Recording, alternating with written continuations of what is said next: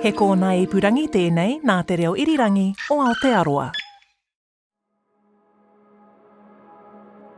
I didn't start out in soils at all. I've had a very mosaic science career, I suppose. I started out in geology. I love the big idea stuff like plate tectonics and, to realise that you're so insignificant in the universe and, climates and things like that. And of course, history, like evolution itself, these tiny little soft-bodied organisms that were preserved so nicely on shales and that, hundreds of millions of years old. The idea that you're really just a dot in the universe and you're quite insignificant. I guess I like that idea. Kia ora, no mai haramai ki te ao hurahanga. Hello and welcome to Our Changing World, ko Claire Kincannon tēnei. While Professor Amanda Black may not have started her scientific career studying soils, that's where she is now. But she has kept that big picture thinking. Not just soils, but it's also the interactions between the plants and the soils and the animals and the plants and the insects and the plants and the soils. It's kind of that intricacy and that, they're really drivers of everything that we need to exist on this earth. Amanda is the director of the Bioprotection Aotearoa Centre of Research Excellence. Normally based in Lincoln University, I got the chance to catch up with her in the Ōtepoti studio because she was in town as a visiting speaker for the Wild Dunedin Festival. It's great that, Dunedin can have that environmental focus, whether it's whenua, whether it's marine, and get people out to see, the beauty of what's in their own backyard. The Wild Dunedin Festival of Nature runs each year in April to match with the timing of Earth Day. Every year there's a theme, and in this, its 8th year, the theme was whenua. Discounted eco-tours, pop-up stalls in the mall, painting with soil in the art gallery, fossil hunts and science shows in the local museums, expert talks and hands-on workshops. There was over 120 different events as part of the festival, including, as for all other years, the opening 7x7 Wild Talks event, where speakers are given 7 minutes to talk about their chosen whenua-related topic. And University of Otago PhD student Emma Curtin used her time to talk about the benefits of an insect quite recently introduced into Aotearoa. So in order to start this story, it's necessary to go back to the beginning, 85 million years back to be precise. So at this time, New Zealand was part of the supercontinent Gondwana land. 85 million years ago, New Zealand broke away from that supercontinent and drifted to its current position. Now, that was before the mammals really took off and became the big thing that they are today, and that is the reason why New Zealand has no native land mammals. If you have no native land mammals, you have no dung beetles because there's no poo for them to eat. There have been a lot of mammal introductions in the intervening years, but unfortunately, we haven't brought the dung beetles with them that would naturally coexist with mammals in other places in the world and would naturally help to clean up after them. The mammal introduction has been a very big deal for New Zealand. Farming is the single biggest use of land in New Zealand. It covers 54.8% of the country. And we have a lot of cows. So we have some 52 million grazing animals in New Zealand. Those animals drop dung across 17 million hectares of farmland. And one of my favourite things about science is that you can find someone willing to measure just about anything. And one of my favourite studies is the one where they work out exactly how much poo you can get out of one cow. So one cow alone defecates on average 16 times a day. A single dung pat from a dairy cow can cover an area of 0.14 metres squared, meaning that one cow can cover an area of 2.31 metres squared in dung every day. Multiply that by the 10 million cows that we have in New Zealand and you have 23.1 kilometres squared. Oamaru is 21 kilometres squared. Queenstown is 28. There are a couple of other problems with farming as well. So grazing animals, particularly heavy ones like cows, compact the soil. They literally squash it down. So if you think of the soil like a sponge, it's full of lots of little holes called pores. When that sponge is compressed, those holes can't hold any water. And so when it rains, like it did to an extreme extent recently with Cyclone Gabriel, there's nowhere for that water to be absorbed. And so it runs off across the surface, and when it does that, it takes with it all the nutrients and cow poo and things into the waterways, and that's really bad news. So compressed soil also means that plants don't grow very well, and so farmers need to add lots of chemicals and fertilisers to the soil to counter that. Having animals living in very high densities and in constant contact with their own poo means that they're highly susceptible to infection by nematode worms. So farmers need to use a lot of drench to counter that. And one of the downsides of drench is that it also kills all the beneficial microorganisms in the soil. That requires more fertiliser to counteract, and round we go. So you might think with all these detrimental environmental impacts that farming is a bad thing. That's not necessarily the case. Farming earns New Zealand $17 billion a year. Dairying alone earns New Zealand $641 per person per year. So it's not so much that we need to stop farming, but that we need to farm better. And this is where dung beetles come in. So in response to the realisation that we needed to clean up our act when it comes to farming, the Dung Beetle Release Strategy Group was formed, and they began the very lengthy process of applying for permission to introduce dung beetles into New Zealand. And in 2011, that permission was granted. But what are dung beetles anyway? Dung beetles are beetles that feed partly or exclusively on dung. So the one on the left here is what most people think of when they think of dung beetles. These are the quite comical ones. They roll dung into a ball and they trundle around with it while they're being filmed by David Attenborough. And unfortunately, the species that were released here in New Zealand are tunnelling ones. These are quite a bit less entertaining to watch, sadly, but they are much better at cleaning up farms. So what tunnellers do is they go up and down beneath the dung pat. They take dung with all its lovely nutrients down to the roots of the plants where it's needed, and they bring soil up to the surface. So that tunnelling action literally reinflates all the pores in the soil. Taking the dung nutrients down and mixing up those soil layers is extremely beneficial for the health of the soil, and it vastly reduces the need for fertilisers and other interventions. There are many other benefits too. The processing of dung significantly reduces methane emission from cow pats. The way that dung beetles process the dung, physically process it, breaks down nematode eggs. So dung beetles are able to reduce cattle nematode infections by up to 99%. That essentially eliminates the need for any harmful drenches, which is very good news for the environment, and it means the stock are healthier. So dung beetles can improve the soil structure and reduce compaction. They're able to reduce nutrient runoff into streams and lakes. They can increase the biodiversity of the soil itself, including things like earthworms, which are also beneficial. That's great. Because the dung isn't on the surface anymore, it's underground, it means that it can't be accessed by nuisance insects like flies, so you get less of them. Great. They're also able to increase the amount of grazing land that's available for cows. So animals, quite understandably, will not graze around their own poo. If there's no poo there, there's more space for them to graze. So overall, dung beetles increase farm productivity. And best of all, dung beetles are tied to dung at multiple points in their life cycle. So unlike certain other introductions into New Zealand, possums, stoats, I'm looking at you, these guys can't go rogue. So they are tied to dung at multiple points. If there's no dung, they cannot exist. So they pose very little risk to our native wildlife, which is great. They cannot suddenly decide to stop eating poo and start eating kiwi.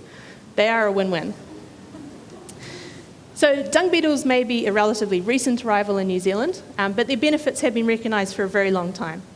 The ancient Egyptians used to worship dung beetles. They believe that they're responsible for the rising of the sun each day. I'm not aware of any current research into whether or not dung beetles can shift the sun, but I think you'll agree that they can change the world in a number of other ways. And I think that's pretty good going for an insect that's only the size of your thumbnail. Thank you. One of the other visiting speakers to the festival was Jim O'Gorman, also known as the Dirt Doctor. I caught up with him at the Dunedin Botanic Gardens on a sunny Saturday afternoon. As we waited for people to gather for a workshop Jim is giving on making compost, he fills me in on his secret to nursing soil back to good health. It all depends on compost, doing it correctly, and this is where a lot of people get it wrong. For most people, it's a squodgy blot at the bottom of the garden is the best way to describe it. Gently putrescing anaerobic organic matter is another way of talking about it. And it really isn't that much good for your garden. But if you take those ingredients, and you mix them properly and put them together well, you'll have something that will feed your garden. Like I'm talking about feed, not just the garden version of, say, fish and chips on a continuing basis. This is like a 3-course dinner. With some greens and salad and all the things good for you. And all of the munchable things and all of the roughage that the soil needs. And that's something that we've missed for a long, long time, getting roughage back into our soil. And that we're talking about the organic matter, the the stable humus fraction of the soil, the woody material, the wood chips, the harder, difficult to break down leaves and the twigs and so on. They're what we need to put into our soil for long-term health. I feel like the putric anaerobic stack of things that, breaking down is an accurate description of my compost heap. Afraid so. For a lot of folks, we tend to throw our lawn clippings on there and chuck all the food scraps on as we go. That's right, the veggie peels, they go in there. It just sits there. Yeah, it just sits there and you run away and don't want to do anything with it. Yeah. Pretty much. What are you at today? We're here in Botanic Gardens, in the upper Botanic Gardens of Dunedin. Yes, it's and there's beautiful. a group gathering. Yes, we've got 20 booked for this show. We have one this morning. We've already built a compost, and we're going to have another one this afternoon. I hope we've got enough ingredients left. We've had a willing band of helpers with all sorts of tools, and we're away, and it's been a hands-on exercise. So. It looks like the group is ready to go. It looks like we're pretty much here. Maybe it's time to move. Yep. As a group, we head towards a small kitchen garden section tucked away behind a stout hedge. There we can see the mounded compost from this morning's workshop and the raw materials that will become a compost heap this afternoon. Someone was talking to me this morning. They said, well, when we want to put in the garden, we go and buy compost, we buy the seeds, we buy the plants, we buy the various things to add to the soil, then we buy the herbicides and pesticides and so on and so on. By the time we eat the first lettuce out of our ground, it's cost us several $100s. That's not a cheap lettuce. and you're not going to get much back out of it. So this is no cost, or very low cost. What it's cost me here is a little bit of lime and sulphur. The first thing is to identify the difference between stable and consumable humus. What you've got in your compost at home is the light stuff that the garden can consume within a few weeks. You can put it on, put it in the garden, and within a few weeks, it's gone, it's disappeared. Whereas with a lot of this stuff, the woody material and the hard slash and the organic matter, this hard, long-term stable humus will last in the ground for several years. That's what we're aiming for. So we'll start off at the bottom here. We're going to start with creating an air passage. And to do that, we've got right here at this place here, something that people say, no, you can't use that in the compost. I say, yes, you must.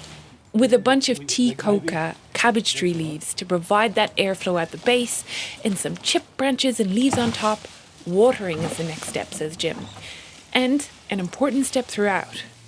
This is one of the points where most people miss, is that they don't get enough water on their compost. And when you think you've got enough water on, keep going. So we go brown, green, brown, green, animal manure. Layer by layer, the stack is built up. Brown woody material, green garden clippings, kelp if you have it, says Jim, a bit of animal manure. He's got chicken manure today, plus some lime and sulphur. The mound is kept nice and rectangular, and at the end, holes are poked in to allow airflow. It will then be covered and will take a year to heat and mulch down. If you want to come by this area again in the next couple of days to check out what we've done and see how it's cooking, you're most welcome to. The full recipe can be found on Jim's website, thedirtdoctor.co.nz. But with some good tips in mind to improve my own week composting efforts, I head back towards the city for my catch-up with Professor Amanda Black.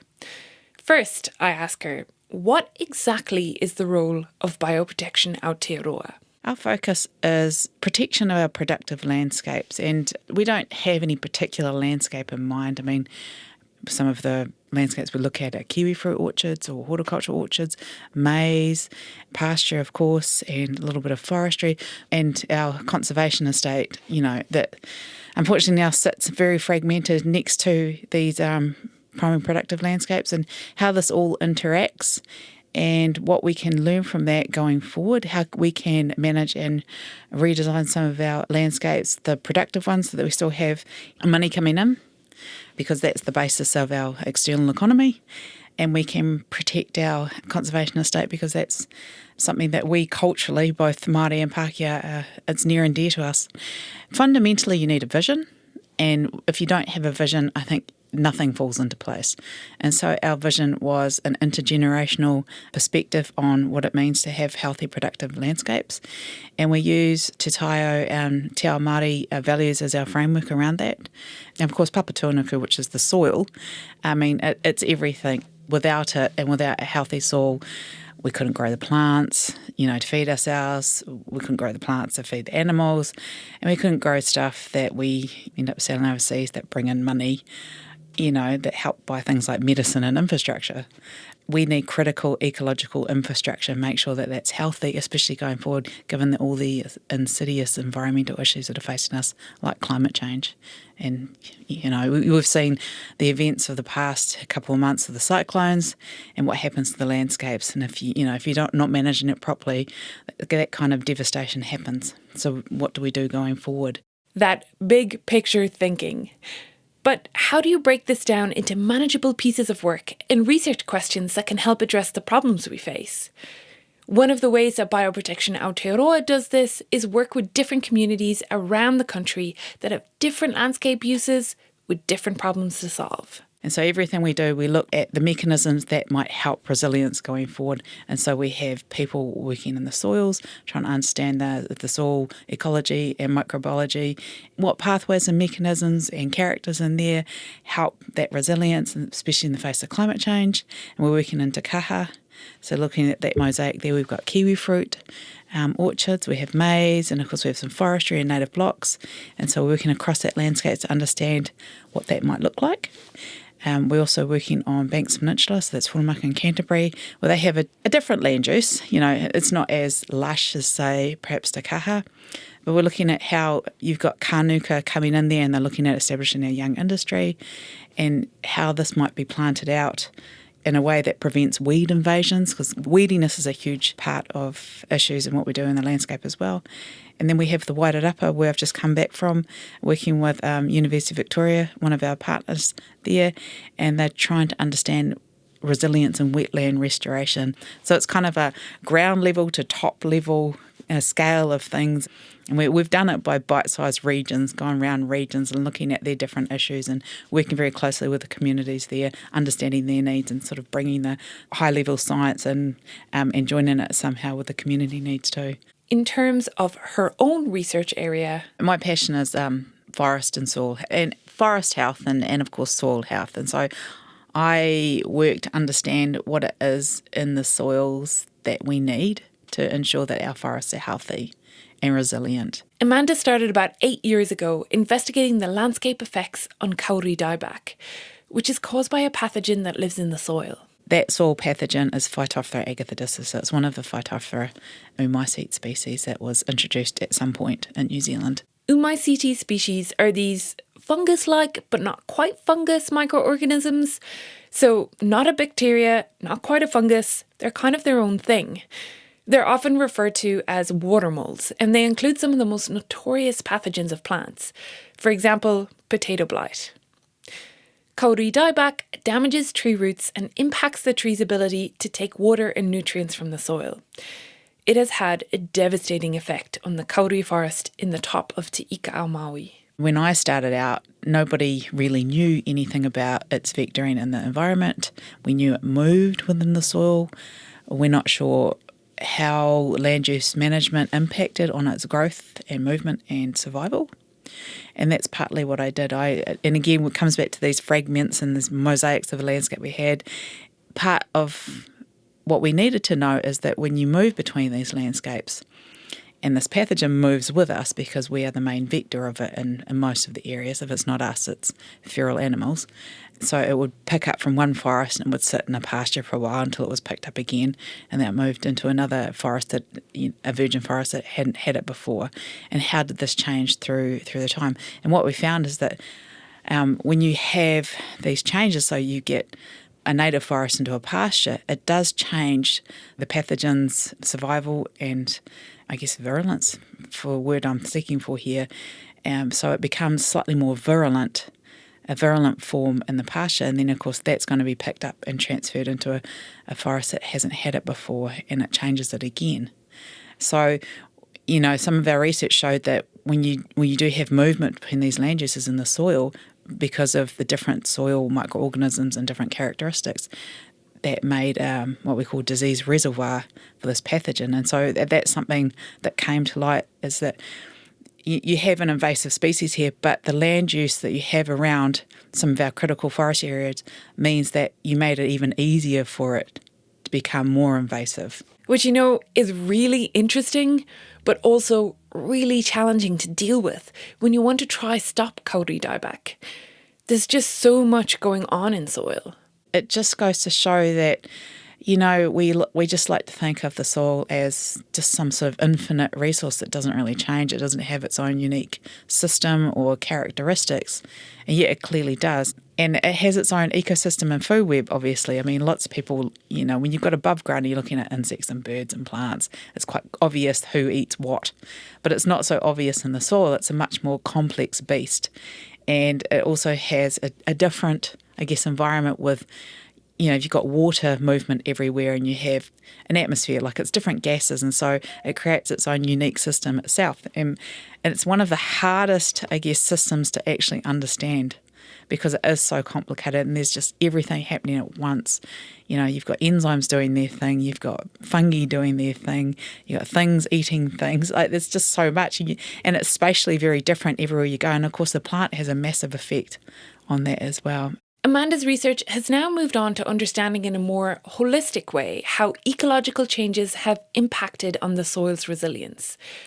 Lost connections between species, fragmentation of the land, weed introduction, pathogens sneaking across the borders, climate change. All of these have battered away at the ability of the land to cope. She's wondering if re-establishing connections that used to exist will help the soils fight back. If we go back to, pre-European times, more when there were much, much fewer people here, birds dominated the landscape, and every ecosystem around the world has, key ecological species that help drive systems. And in New Zealand, because we lack of big mammals, they were birds. And the birds would have transferred a lot of the nutrients around. They would have pollinated some plants. They would have dispersed some seeds so that you could get recruitment in the forest. But also they would have deposited the nutrients through, their droppings, and particularly seabirds. And that would have been the main source of inorganic fertiliser or nutrients that New Zealand forests and soils had.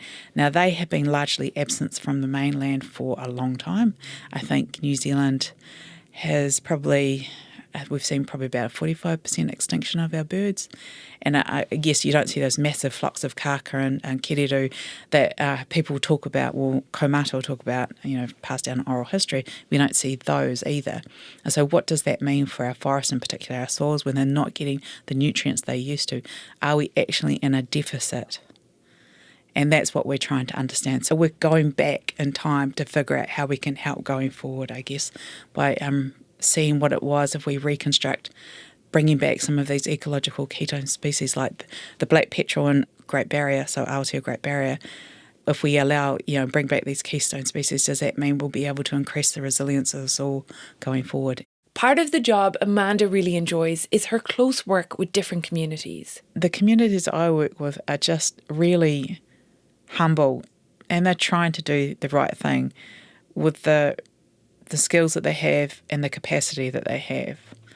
And I admire that. It takes time to gain trust and respect, but it's worthwhile in the end. And, when you have such big problems, global problems, national problems, it can all just get a bit much. But if you work, if you're just working with one community at a time or one group of people at a time, you can do something. So you feel less helpless. And I think that's the beauty of working with groups in different regions, that you feel like you are doing something, and that you hope that by helping them, and that will spill over to they can then help something else, or you can move on to the next group and help them.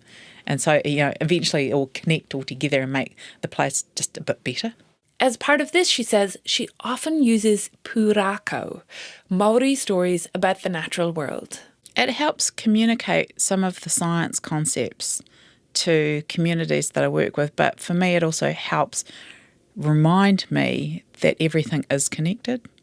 As scientists, we tend to want to compartmentalise everything, because actually, it is easier to answer certain questions that way.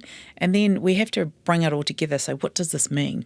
You know, why does this matter and what does this mean? And that's how some of the pūrākau can help bring that together. That holistic approach is like, okay, you've studied this because this is related to this and this is going to have an ongoing effect of this.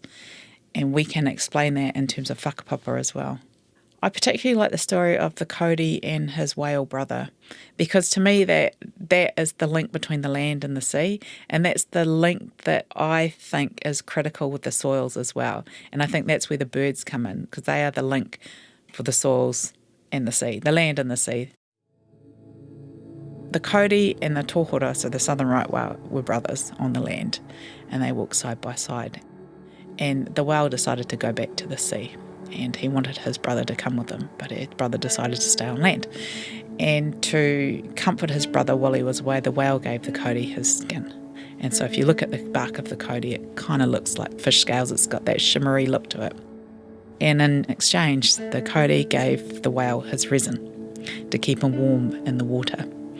And they were always connected in that way. And as the climate changed, the kauri got cold because of lack of resin. He gave it to his whale brother. And so that's why the kauri can only exist in the top half of the North Island, really.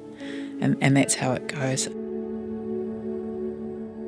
But what they are trying to do with kauri dieback is use part of that pūrākau, and that's where the rongo practitioners, Tohi Ashby and Hori Parato, who still harvest beach whales, are using that, combining with their plant medicinal knowledge, to create poultices, I suppose, to put on the infected trees. So when you see the lesions on the trees from the tree trying to bleed the pathogen out, the disease out, they've been applying that and had some positive results. As a core, a centre of research excellence, Bioprotection Aotearoa also has a remit to educate the next generation of researchers. Something, as director, Professor Amanda Black is very passionate about. So a bulk of our work is done by early career researchers, so students, we have summer interns, we have students, and we have postdoctoral fellows. And what we really want to do is start to instill the values and the ethics and the behaviour and the networking that comes from being a good researcher. Science excellence is a given and a core, but it's really the values and the conduct and the ethics that we need to instill in our researchers and who are going to be the future leaders of tomorrow.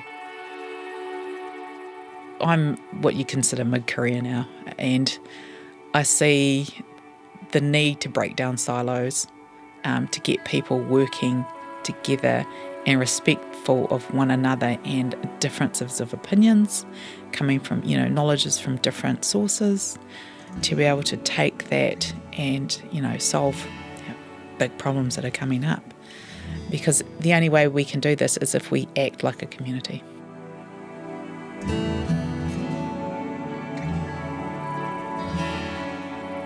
Thanks to Professor Amanda Black of Bioprotection Aotearoa and the University of Lincoln. Thanks also to Emma Curtin, Jim O'Gorman and the Wild Dunedin Festival Committee for facilitating the 7x7 Wild Talks recording. This episode was produced by me, Claire Kincannon, with help from senior podcast producer Liz Garton and Our Changing World producer Ellen Rikers. Sound engineering was by Phil Bench. Our website is at rnz.co.nz/ourchangingworld, where you'll find photos and links related to this episode, as well as our extensive back catalogue of hundreds of episodes, plus the opportunity to sign up to our monthly newsletter. Also, keep an eye on the Podcasts and Series tab on the main website. New awesome podcasts are being created all the time. If you haven't caught up with the second season of Know My Town yet, I highly recommend that you do. Tēnā koe I whakarongo mai. Thanks so much for listening. I'm Claire Kincannon. Have a great week. Kia pai, tō wiki.